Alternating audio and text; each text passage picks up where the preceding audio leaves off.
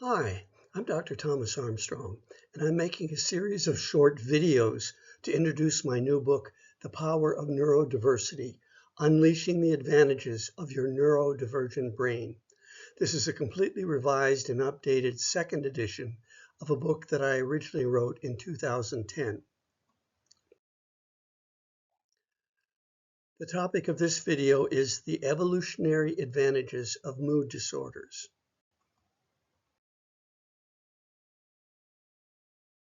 Anytime we talk about evolution or evolutionary advantages, we go back to one of the great thinkers of Western civilization, Charles Darwin. I remember one of the most exciting cognitive experiences of my life was during my science fair exhibit when I was in ninth grade, and I'd done it on paramecia, these little squiggly things. And I discovered that paramecia were heliotropic. They tended to gravitate toward the sun. And as I was explaining my science fair exhibit to the teachers who were the judges, I started talking, and all of a sudden I realized, well, they're moving toward the sun because it's an advantage for them. And if it's an advantage, that they're going to be the ones who are going to be in the best shape to reproduce and carry on their lineage. So right there in the middle of the science fair exhibit, I talked myself into Darwin's theory of natural selection. Most people's image of evolution is actually quite wrong. You see a lot of these illustrations as shown on the left, which shows the apes and then gradually assuming more and more of an erect posture and losing body hair and that kind of thing, as if evolution were a forward propulsive kind of force leading to some kind of better outcome. And that's not evolution at all. Evolution is more, or let's say better shown in one of Charles Darwin's notebooks. This is a notebook that kind of gives a sketch of a tree, which shows, starting with the bottom, you've got your common ancestor down there, number one, and then splitting off, and some parts which split off end, they go extinct. That's what we mean by that. It doesn't lead to any other families, whereas other branches lead to branches which lead to more branches. And the central factor in making that happen is natural selection. It's having traits that are adapted to the environment in which you're in. Whereas those who have traits that are not adapted to the environment do not thrive, do not flourish, do not pass their genes on, and they disappear. These are four of the kinds of species of finches that lived on the Galapagos Islands when Charles Darwin made his famous voyage of the Beagle when he was a young man.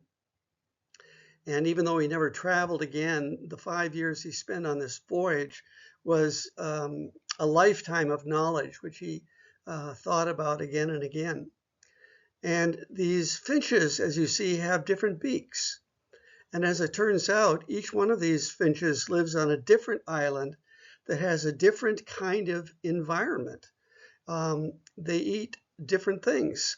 Some of them eat berries, some of them eat insects, some eat flowers, some actually live off of the blood of sea animals. And the ones who thrived on each of the islands had beaks that were fitted perfectly for whatever it was that was available to eat on that island. And so, this was a vivid demonstration of the fact that natural selection seems to be the reason why species evolve. They change. Some of them go extinct when they don't adapt to the environment. Others get stronger and so forth. The so-called survival of the fittest. And so evolution is something that we can look at in terms of animals, certainly, as well as the human animal. And we can think of prehistoric times as a set of environments with varying conditions, and humans in different conditions fared differently depending upon the traits they had. And I wanted to suggest that there were certain traits that people with mood disorders like major depression and bipolar disorder have that actually were advantageous to their survival. And that they were basically an answer to the question, why are the genes for depression still in the gene pool? After all, depression often leads, or sometimes leads, all too often, I should say, leads to suicide, which is a situation that does not involve passing your genes on. So why didn't this pool of individuals that had mood disorders, why didn't they pass away, go extinct? And as I'm saying, they had some traits, and I want to suggest some of them. One of them relates to different meanings of the words rumination and contemplation. We know from research that the scientists have done with depressed patients that they engage in something called rumination. They mull things over.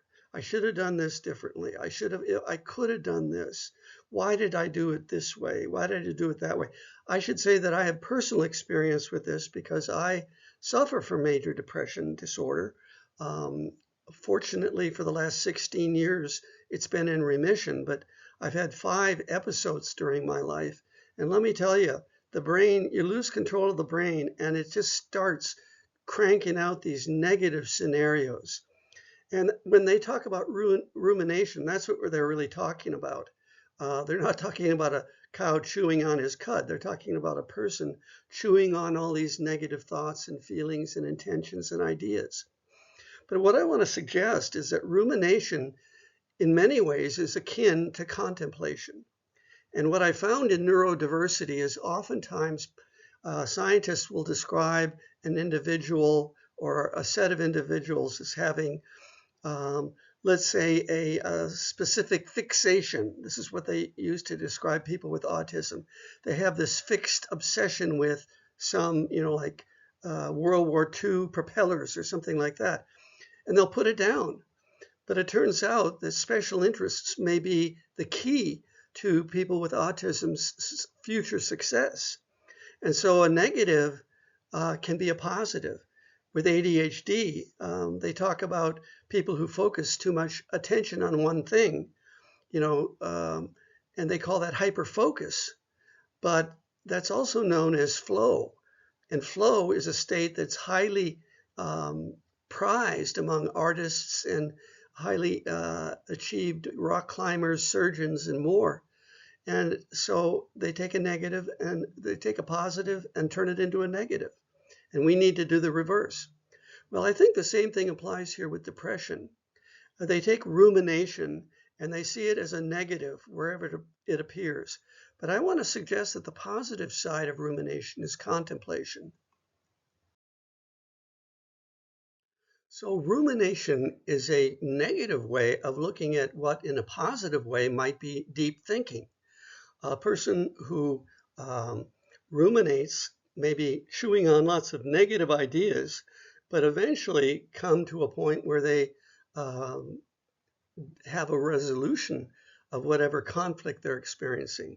They may even go deeper than that and come up with ideas that will help not only themselves, but their whole tribe, their whole culture. So I want to suggest that rumination and contemplation are 2 sides of the same coin, and that depressed people have that ability as long as they don't get bogged down in the negative and get defeated by the negative. That's where they need the help.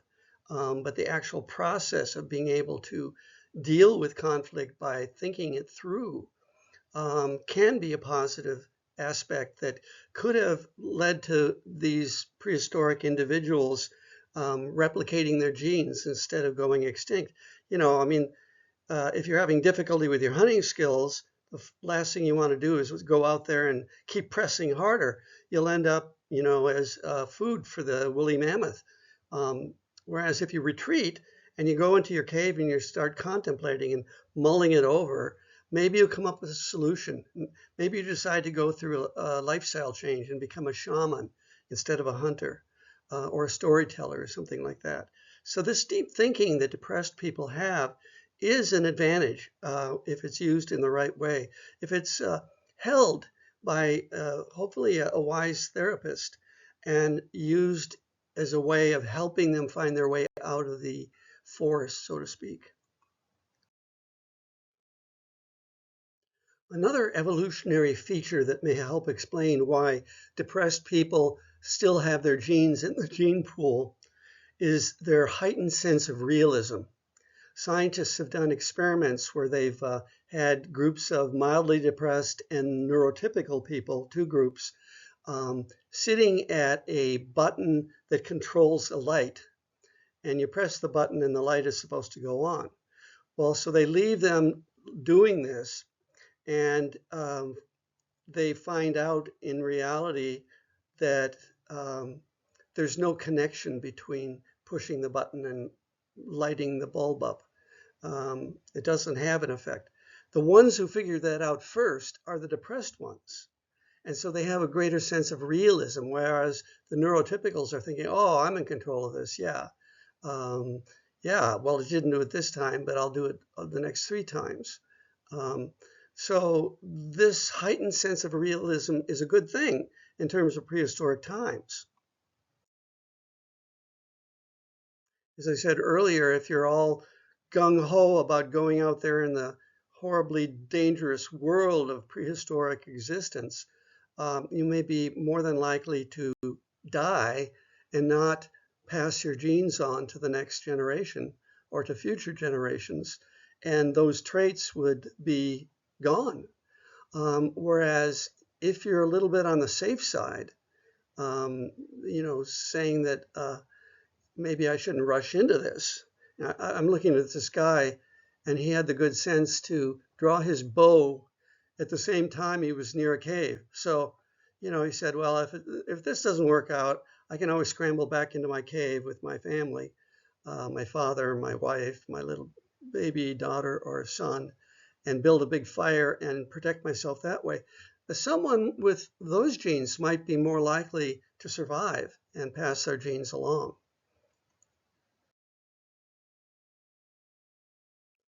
Another thing that's often been noted about people with depression or bipolar or some kind of mood disorder, especially the major depression, is that they tend to be sadder but wiser. In the Middle Ages, individuals like this were considered to be melancholic. There were these 4 temperaments that were seen to rule human functioning. And let's see if I can remember them. Sanguine, melancholic, choleric, and phlegmatic. Did I say phlegmatic? Melancholic, sanguine, choleric, and phlegmatic. Okay, 4 kinds. The melancholic is definitely in the territory of what we would call depression, except then it wasn't considered depression. It was just considered a different kind of temperament. So that's maybe another evolutionary wrinkle that can help us understand why it's still in the gene pool, that people with depression have a melancholic quality about them. In fact, there was a whole god that was assigned to melancholy, the god of Saturn, also known as Kronos in the Greek times. It was the Roman, he was known as Saturn.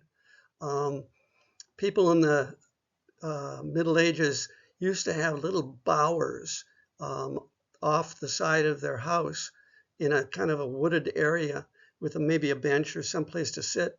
And this would be considered Saturn's place. And you go there anytime you needed to go more deeply into something, deal with the reality of what was going on.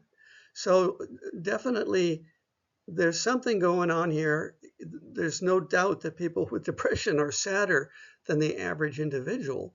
But that sadness, there might be a good reason for that sadness. We might be living in a society that where sadness is a normal human reaction to how cruddy everything has become around us with pollution and authoritarian governments and wars that seem to have no end, that maybe sadness is the correct human response. And maybe having these responses, if you look back in prehistory, are what helped us to evolve. Creative expression is another dimension that many people with mood disorders have, especially those with bipolar disorder.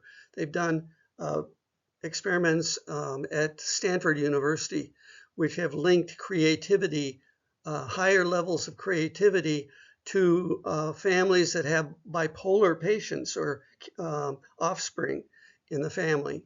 So there is some link there. Also, many writers have depression. I'm a writer, I have depression. That doesn't prove anything, but I mean, the statistics are amazing. You go to the Iowa Writers Conference, which is one of the top writers' schools in the country, and something like 30 or 40% of the individuals were seen to have a mood disorder of some kind or another. And I want to suggest that again, this creative expression may have been a positive trait that led to these individuals continuing to survive and produce offspring and pass their genes along. They may have been the creative ones who sat in the caves drawing. Now you say, well, that sounds kind of, what are they, kind of a lazy occupation, but maybe there's a lot more to it than that. Some people suggest that they were doing magic. They were actually making the hunt happen by drawing. They're drawing a successful hunt, which would have been an amazing thing for a depressed person to, draw a picture of a successful hunt. But, that may in fact be what they did. And even an unsuccessful hunt, let's say they drew that could be a learning tool that would allow them to understand, now don't do this. Whatever you do, don't do this, so they can plan out in advance for how the hunters are going to proceed. So they may have filled a role in the tribe in being able to do that. Finally, and this applies particularly to individuals with bipolar disorder, and especially the manic phase. Bipolar disorder is a combination of cycles of depression and mania. Some of the time you're deep in the darkest depths, and other times you're just on top of the world, and you're just full of life. And some people say that if it weren't for the depression, they would just like to stay with the mania as long as they could. But at any rate, you can probably understand the value of at least the manic stage of bipolar disorder in prehistoric times. You needed a lot of energy to hunt. To bring down a woolly mammoth probably took all day, maybe several days. And you didn't probably pack a picnic lunch. Maybe you didn't get any food until it was all over and they got to carving, and that could have been days and days. So having high levels of energy must definitely have been an evolutionary advantage. And the other advantage was higher sexual desire. Obviously would lead to your making more copies of yourself through sex, and passing your genes on in that way. So there are a few of the evolutionary tendencies that, even though a depressed person or a bipolar person may seem that they don't have a lot going on, there actually was a lot going on, and enough going on so that their genes are still here in the gene pool hundreds and hundreds of thousands of years later. So that's a little bit about mood disorders. I hope you get my book, The Power of Neurodiversity, and share it with your family and your friends and your teachers and your therapists and your coworkers and your employers. In the book, I've created a neurodiversity strengths checklist because I found, as a former special education teacher, that neurodivergent individuals, especially kids, take test after test after test, telling the administrators and the other teachers what they weren't good at. And that is kind of a downer to me, just to have that experience. If you're failing in school, what you need to be is to be surrounded by people who see the very best in you. And they should be taking tests that tell them what they're good at. And that's why I developed this assessment, this checklist. If you go to my website, which is www.institute4learning.com, institute4learning.com, and put your email in the sign up box on my homepage or my blog page, it's on either page, you will receive my 200 item neurodiversity strengths checklist in your email.